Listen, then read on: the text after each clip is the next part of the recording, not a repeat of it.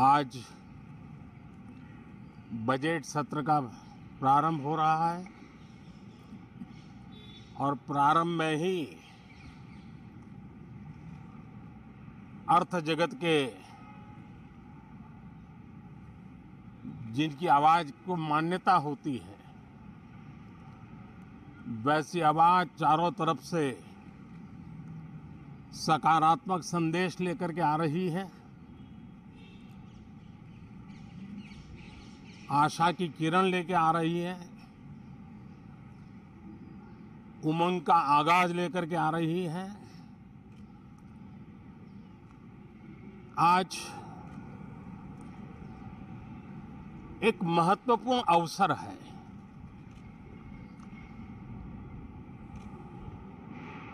भारत के वर्तमान राष्ट्रपति जी की आज पहली ही संयुक्त सदन को वो संबोधित करने जा रही है।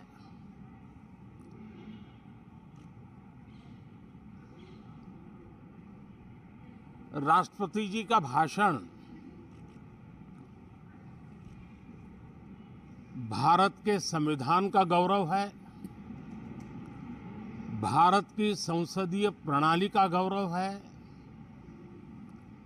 और विशेष रूप से आज नारी सम्मान का भी अवसर है और दूर सुदूर जंगलों में जीवन बसर करने वाले हमारे देश के महान आदिवासी परंपरा के सम्मान का भी अवसर है। न सिर्फ सांसदों को, लेकिन आज पूरे देश के लिए गौरव का पल है कि भारत के वर्तमान राष्ट्रपति जी का आज पहला उद्बोधन हो रहा है और हमारे संसदीय कार्य में गत 6-7 दशक से जो परंपराएं विकसित हुई हैं, उन परंपराओं में देखा गया है कि अगर कोई भी नया सांसद जब पहली बार सदन में बोलने के लिए खड़ा होता है, तो किसी भी दल का क्यों न हो, जो वो पहली बार बोलता है तो पूरा सदन उनको सम्मानित करता है, उनका आत्मविश्वास बढ़े उस प्रकार से एक सानुकूल वातावरण तैयार करता है।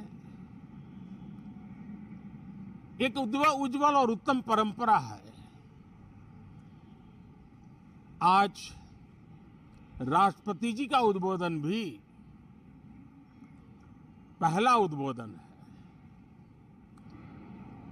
सभी सांसदों की तरफ से उमंग, उत्साह और ऊर्जा से भरा हुआ आज का ये पल हो, ये हम सबका दायित्व है। मुझे विश्वास है हम सभी सांसद इस कसौटी पर खरे उतरेंगे। हमारी देश की वित्त मंत्री भी महिला हैं। वे कल और एक बजट लेकर के देश के सामने आ रही है। आज के वैश्विक परिस्थिति में भारत के बजट के तरफ न सिर्फ भारत का, लेकिन पूरे विश्व का ध्यान है। डावाडोल विश्व की आर्थिक परिस्थिति में भारत का बजट भारत के सामान्य मानवी की आशा आकांक्षाओं को तो पूरा करने का प्रयास करेगा ही, लेकिन विश्व जो आशा की किरण देख रहा है, उसे वो और अधिक प्रकाशमान नजर आए। मुझे पूरा भरोसा है निर्मला जी इन अपेक्षाओं को पूर्ण करने के लिए भरपूर प्रयास करेगी। भारतीय जनता पार्टी के नेतृत्व में एनडीए सरकार, उसका एक ही मकसद रहा है, एक ही मोटो रहा है, एक ही लक्ष्य रहा है और हमारी कार्य संस्कृति के केंद्र बिंदु में भी एक ही विचार रहा है। India first, citizen first. सबसे पहले देश, सबसे पहले देशवासी, उसी भावना को आगे बढ़ाते हुए ये बजट सत्र में भी तकरार भी रहेगी, लेकिन तकरीर भी तो होनी चाहिए।